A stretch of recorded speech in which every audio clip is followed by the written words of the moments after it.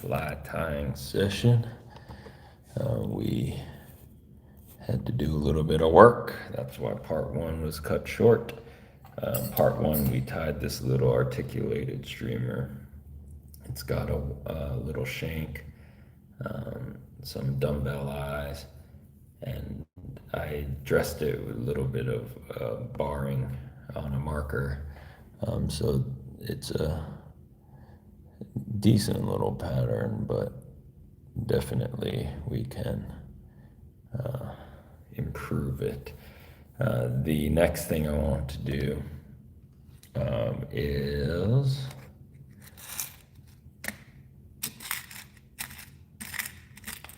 I think a jig would be nice. So let's, but I don't want to articulate it.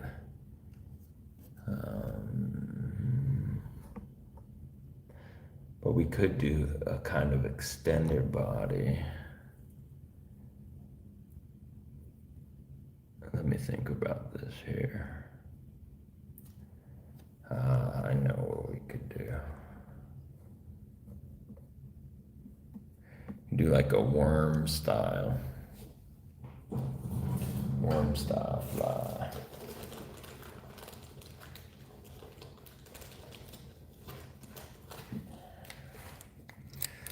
Got some 4.0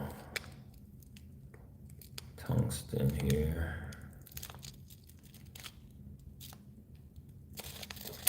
And we'll slip it on.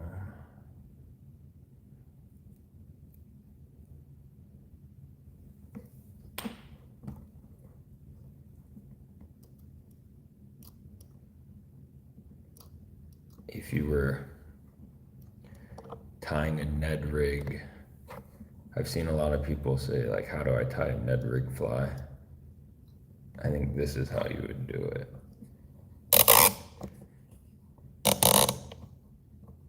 But I want to be very cognizant of the material we use. So I think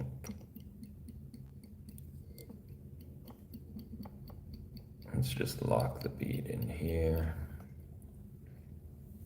I think I'm gonna try to use synthetic hair.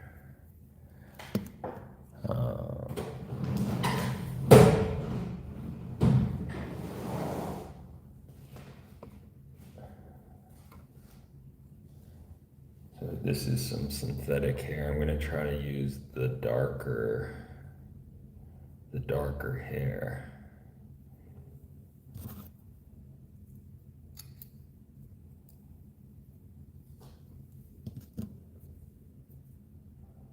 And we're gonna make this into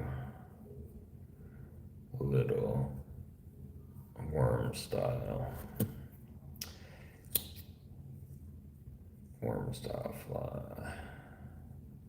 I think one more in half is good.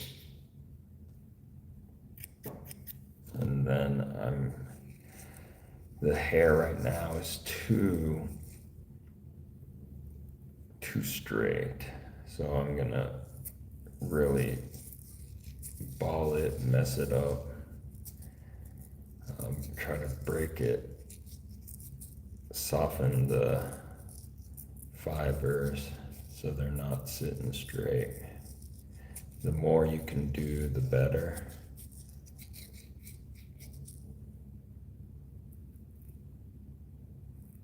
It looks okay. Kind of teasing it apart. Let's work on some more. Then I think I'll blend a little bit of rabbit in. And then we'll need a kind of a flash. So we got our synthetic hair. Maybe there's a machine you could use to crinkle this up. But all we're doing is we're just crinkling this up. So it went from straight to crinkly. That's what we want. Now let's blend in some rabbit. This is some black rabbit dubbin. And then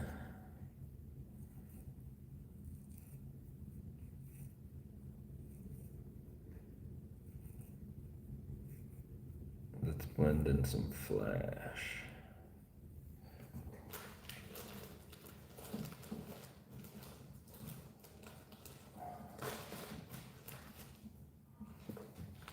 Maybe a pinch of this rabbit. That other rabbit was looking a little bit crusty.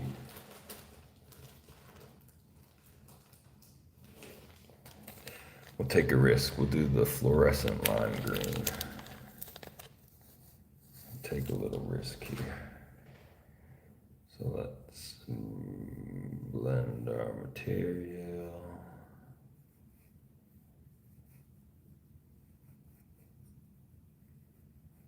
Get a nice blend.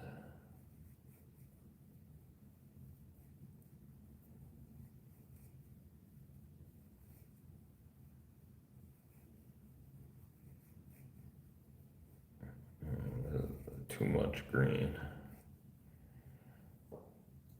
Too much green.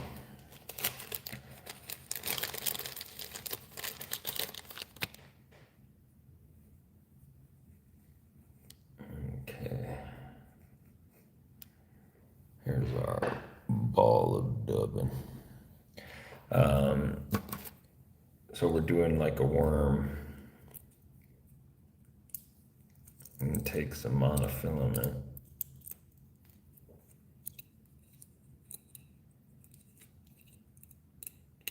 I think this could be warm water, or, and we're gonna take we're gonna make a dubbing loop, but it's gonna be furled on itself.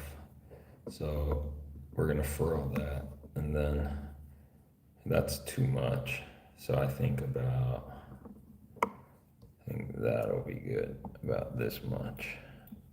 I'm gonna come back over because we're gonna crank it a lot. I want it to be nice and locked in. And then I'm going to do some wraps around the base, and that'll lock it in even more. That's good. And we'll put the material in. Ideally, it'll be about this long. We need a tool, a little tool to spin with. We'll use this little bent up paper clip, and then we'll add some wax, touching,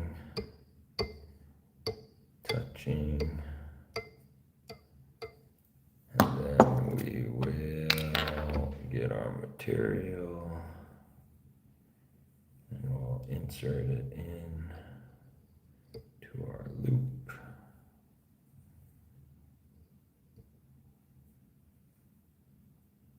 A lot of green in there.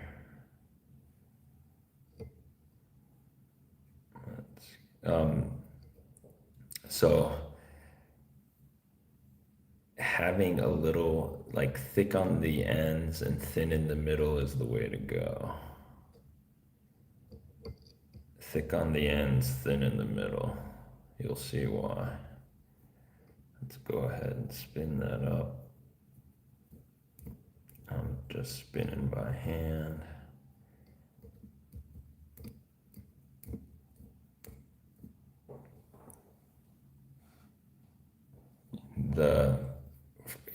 The mono will start furling on itself. That's when you know it's tight enough. But we want this pretty tight. That's pretty tight. Before we furl, it's a good idea to start picking.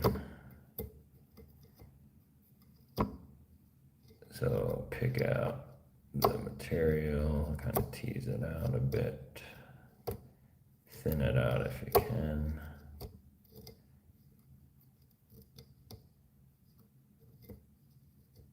I tied this in white with like a silver flash as a minnow pattern, and somebody told me it was the best bass fly he had ever fished.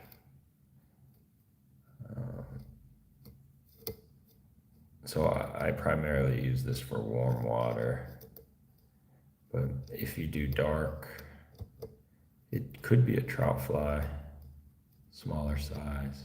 You could even, depend if you use like a spikier material, it could be a Hellgrammite pattern. Okay, now we find the halfway point. CDC, you could do this with CDC as well, and then we'll let it furl on itself. And now we have a nice little, the thin, if there was a lot of material on the halfway furl point, it would build up too much and you'd get this ball of material, and the taper would not be good. So let's unhook our tool. Let's lock this a little bit. Snip that off. And then we'll find our point. We'll just tie that in.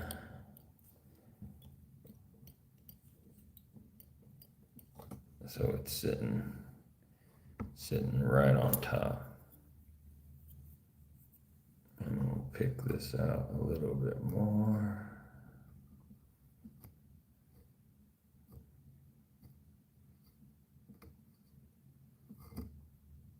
The more you pick, the better it is.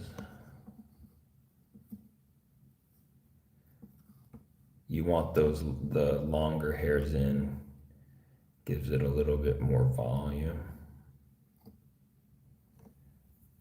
But we went too heavy with the ice though.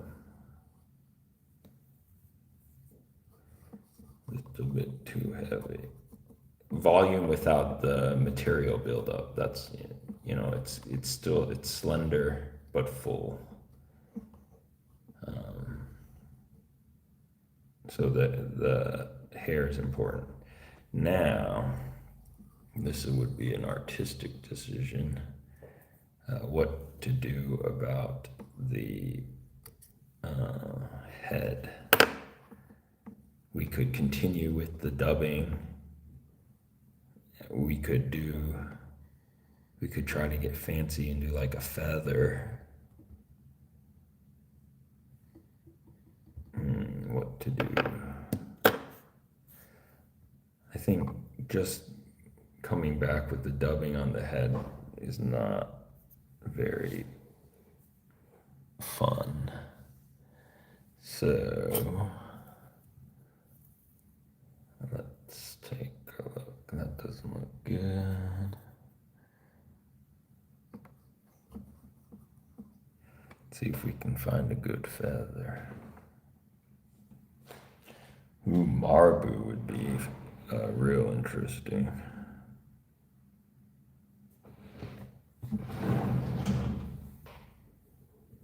That would be real funny. Let's see. Maybe a softer hen hackle. See what that looks like.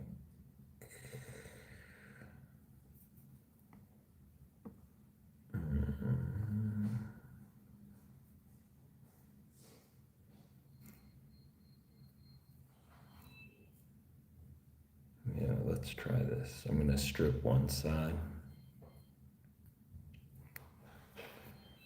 And then I'm going to do a tie-in point.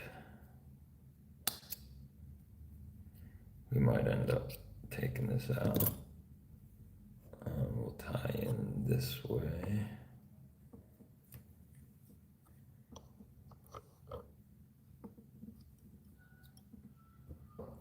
Secure it down.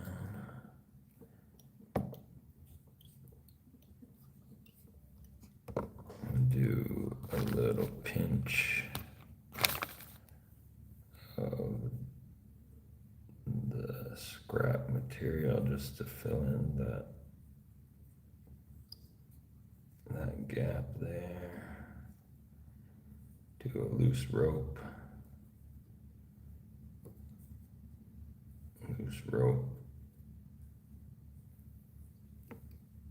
Wrap that gap.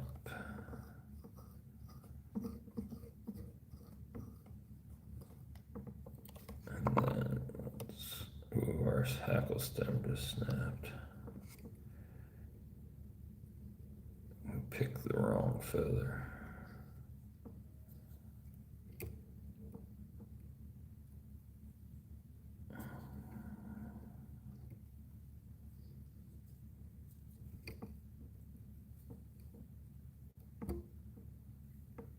Okay, we need the right feather. Something a little bit more supple.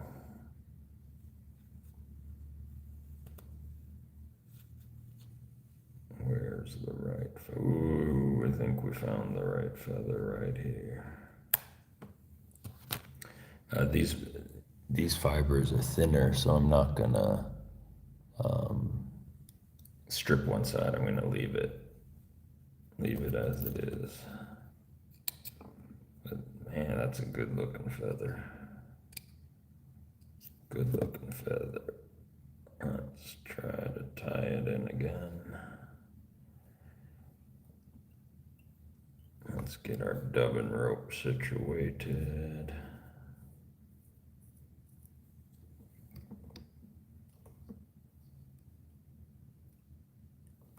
Advance the thread.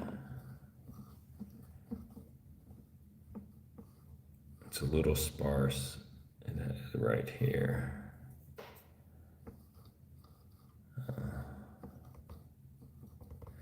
Maybe I can work on that.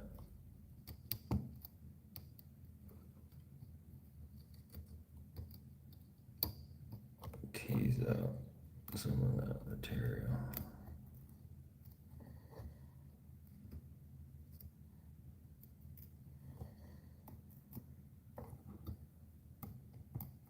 Okay. Let's wrap our hackle.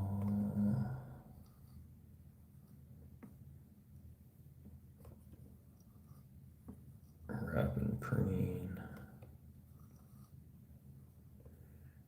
Wrap and preen. One more if we can.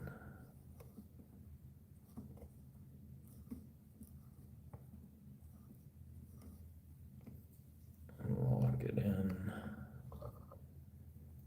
I'm gonna crank on it to sink that thread. Sink it down, cranking. Yep, there it goes. And let's trim it out.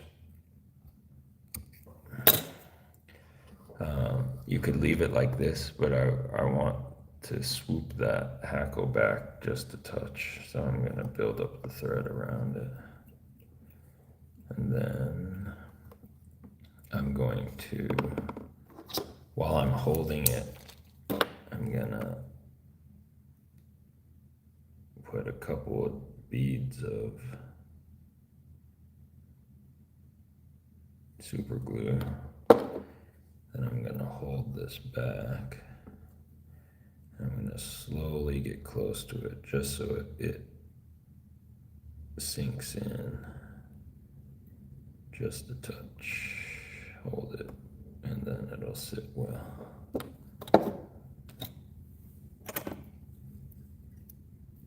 That's a cheating method. You could achieve, if you were diligent with your thread wraps, you could achieve the same look, but or you could cheat with super glue. the pink thread is bothering me. So I'm just gonna touch it with a little marker, kind of let that bleed in.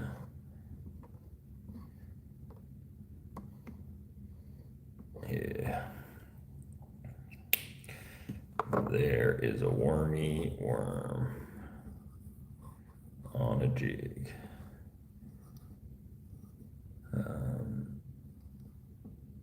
I think if you were trout fishing, you would do it maybe this size. But this is warm water. The mono ends here, and this is just extra material, that synthetic hair that we teased out. Kind of funky pattern. You could do a lot with this. Saltwater fishermen have a fly called the ragworm. That's a goodie. You could do ragworm using this method. But yeah. And then changing the material, you could make it fuller, whatever you wanted to do. Oh, pink, you could do something pink and floppy, if you're into that kind of fishing. But yeah, cool. All right, let's try to do one more. Any suggestions? Anybody have any suggestions?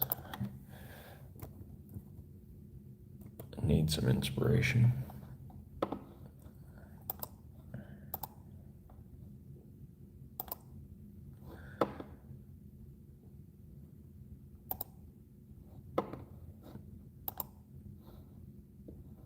Oh, hello, Robert Rogers and Shoya Beck. All right, let's do. We did a hackle stem fly a little while ago, so we don't need to do that.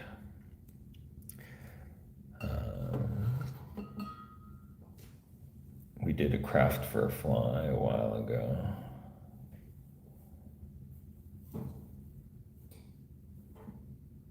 And we haven't used Marabou in a while.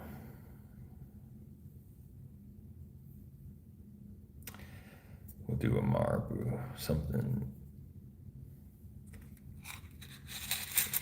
nice.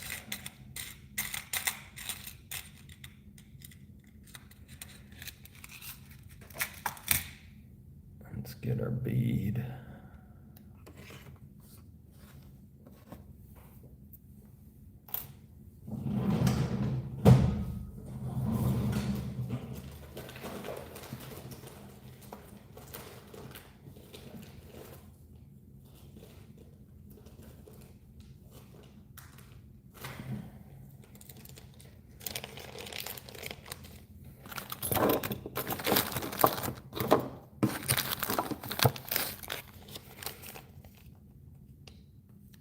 Those are 3.8s. We'll keep going with the 4s.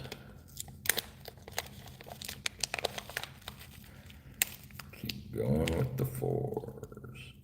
You gotta find the perfect bead, because some of the slotted beads, the opening is not big enough to fit on the hook, which is a shame. You would think all the beads would fit on all the hooks, but not the case. All right.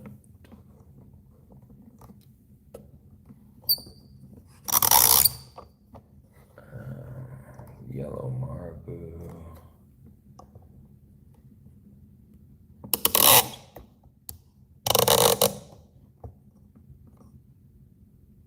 Maybe white. Yellow is a good color. Don't sleep on the yellow. But I'm thinking white.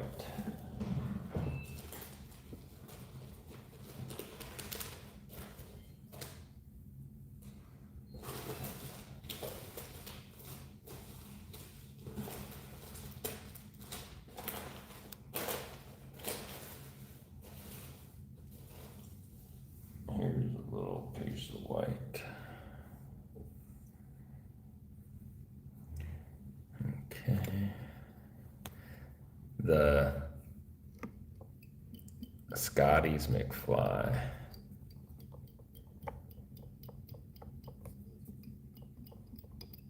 is a nice little pattern.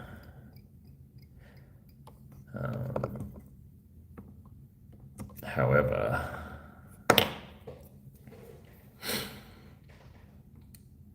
you don't, most people tie the Marabou in bunches, but there's some amazing patterns that wrap the Marabou.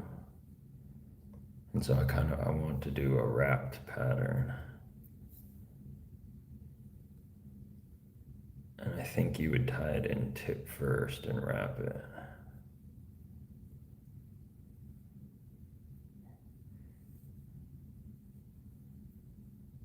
So we have to figure out something for the,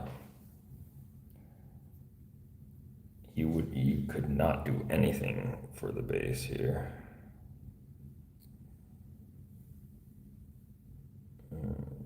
This is some pearl mylar, or flashabou rather. I'm gonna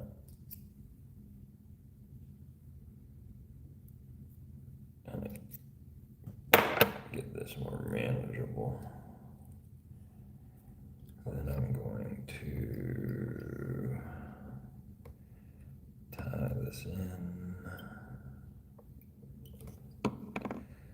I'm going to fold this back.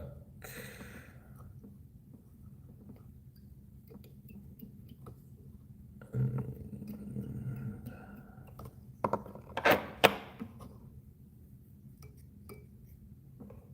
clean this out a little bit. Okay. See what that looks like. Good. And then I'm gonna get my Marabou and we'll wet my finger. I'm gonna separate.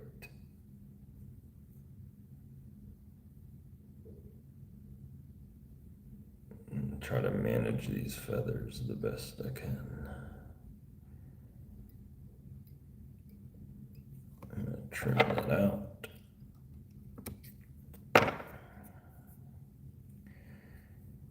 And as I wrap, I'm gonna twist a little bit, but this should be slow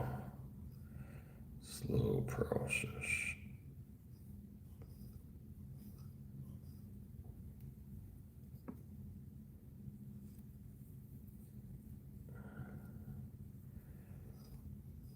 Wrap and twist.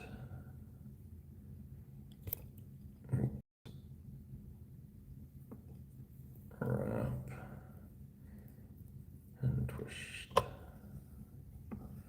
I want it to look full, but I want the little fibers not to be clumping.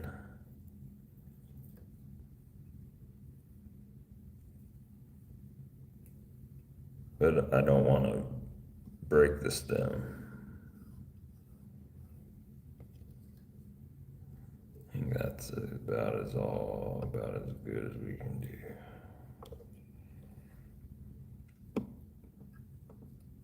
Okay. Trim that out. Some salmon flies are tied like this.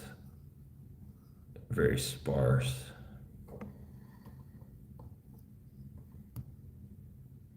Okay.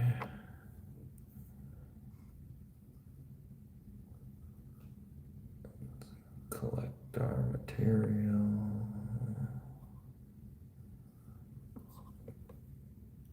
I don't think there's any added advantage. It's just it looks a little bit more elegant than clumping the Marabou.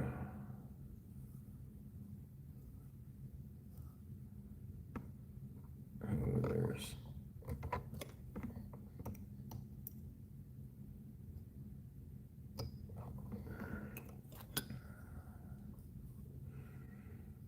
you could stop right here And this would be a perfectly fishable fly. Knock that out. There's some strays down here as well. I'll knock these out.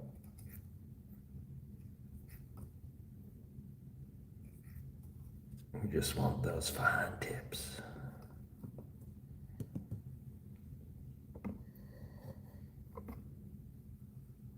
Okay.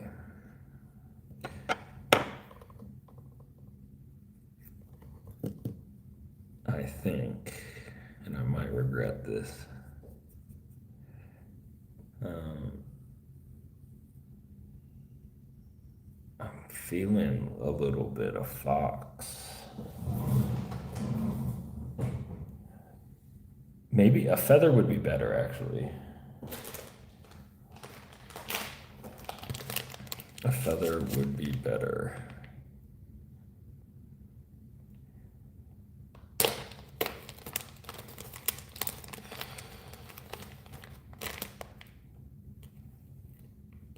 A little color differentiation.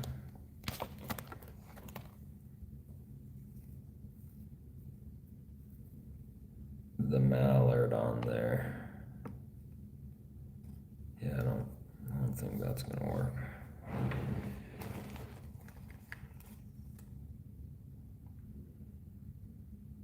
Ooh.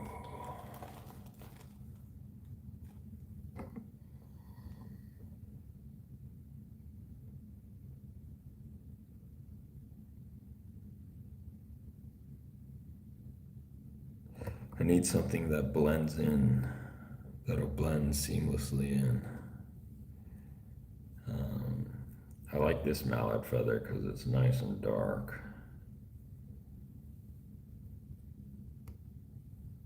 But ideally creating a back and then a belly.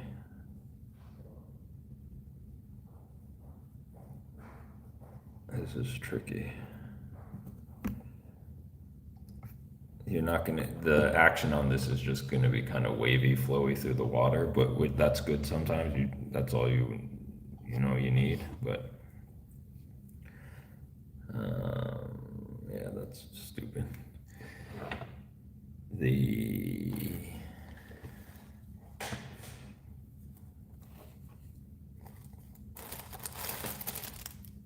peacock curl might be the answer. But it's hard to make peacock on a streamer look good. Let me just take a look here.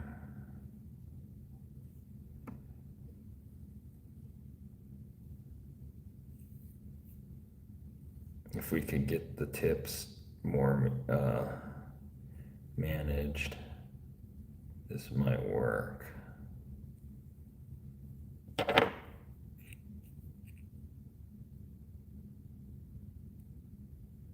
I'm running the back end of the scissors over the peacock. I curled it too much. It's too vicious of a curl. I'm trying to bring it back just a tad.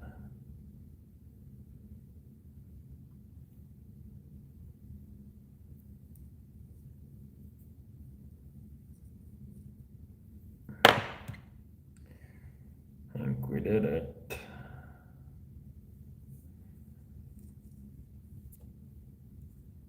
So now,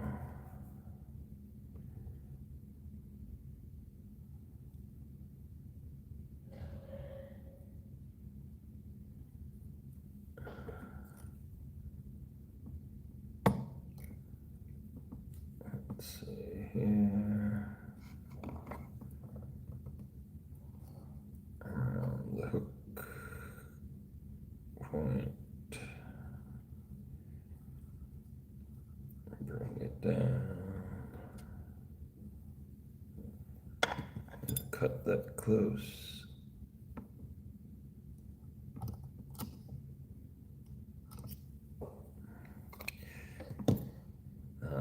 Something for the belly.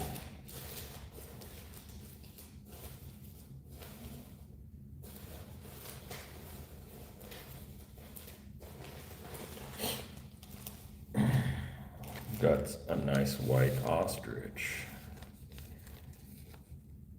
which has the closer to the tip of the ostrich plume has really nice pointed pieces.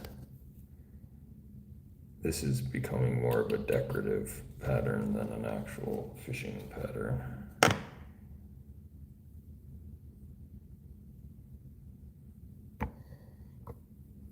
Using the peacock and the ostrich to kind of create an outline.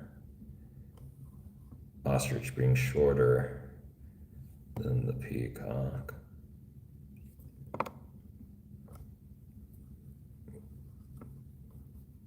But in manageable amounts.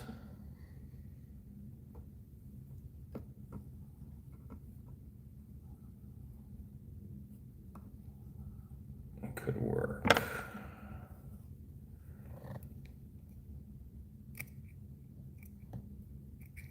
Okay. Last thing I'm gonna do is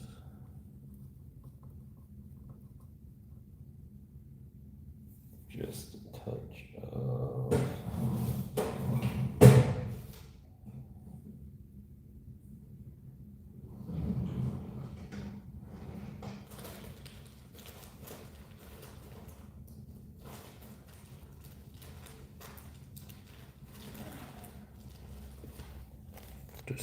of gray.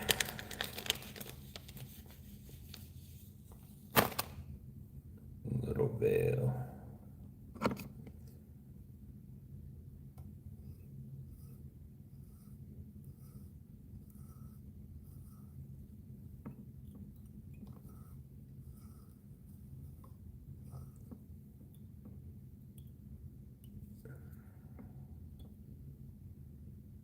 I'm gonna build this up.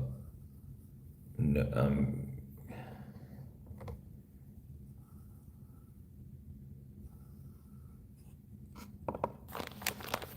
I was thinking about throwing an eye on there, but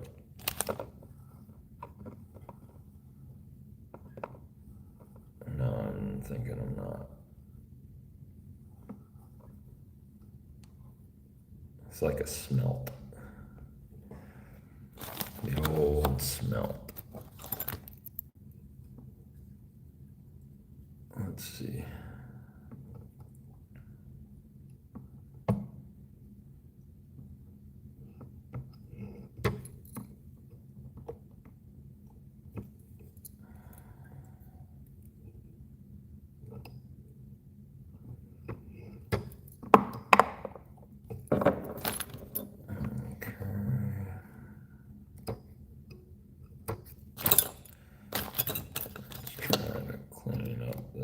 Mess here.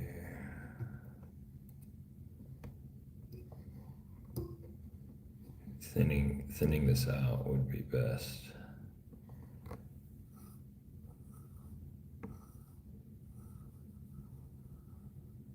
And I'm getting rid of some of that.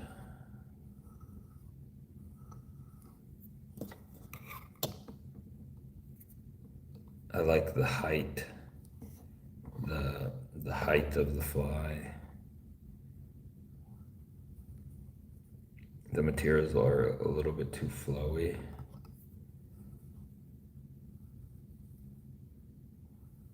And when it's wet, I think it'll kind of clump together, which isn't, yeah.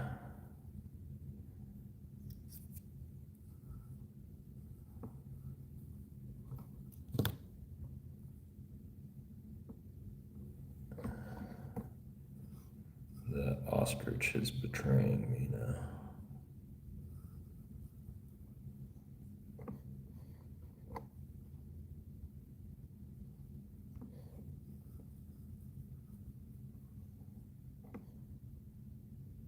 Okay.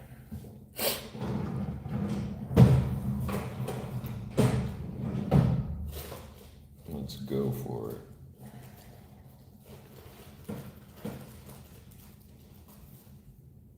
Little eyeballs.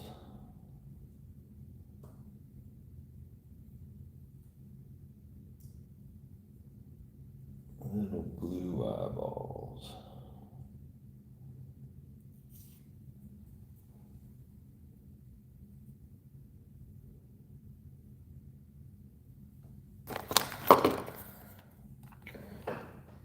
How are we looking? On the tooth picker.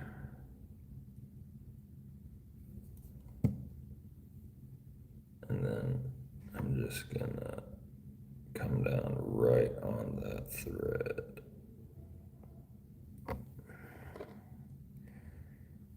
Quick place of the eye.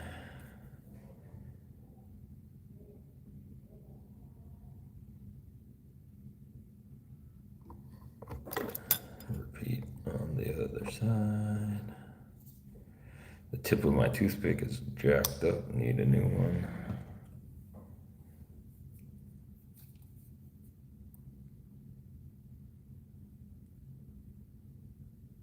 And then let it drop down.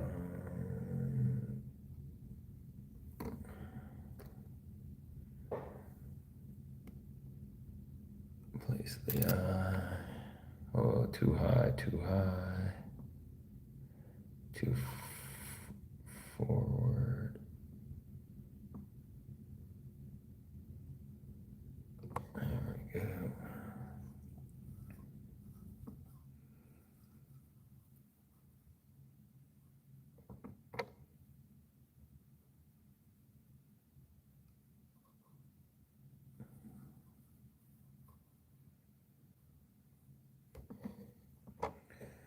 One piece of peacock is curlier than the others. There it goes.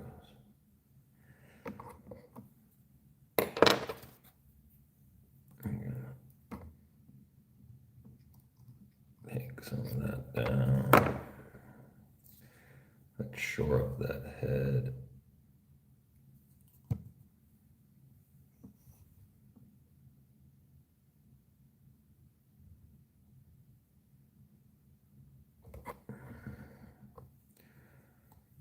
Short the back. When all this is set, I'd come back with either a UV or some kind of filler to kind of fill in that head, and then work it slightly up around the eye. I think that's it. A little schmelty schmelt.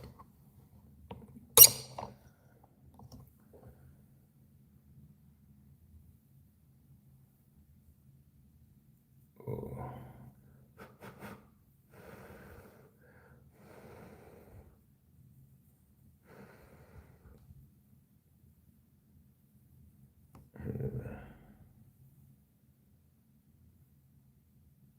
Delicate little pattern, not gonna be very durable, but they could swing it. Oh, this would be a good swinger, yeah. Swinging the old jig. You could swing this for days. Yeah, because the material is very loose and flowy, so in the current it would look nice. But after a couple grabs, I think you'd start losing some feathers. But yeah, good tie. We have two very. This thing is kind of beastly looking. This will last you 1,000 years, but this guy might last you 2 fish. Yeah, that ostrich is betraying me. All right, we're gonna cut it after that.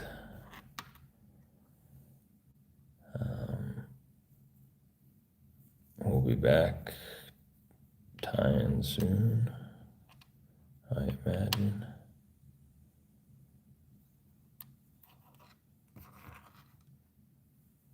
Let's go ahead and flip this around.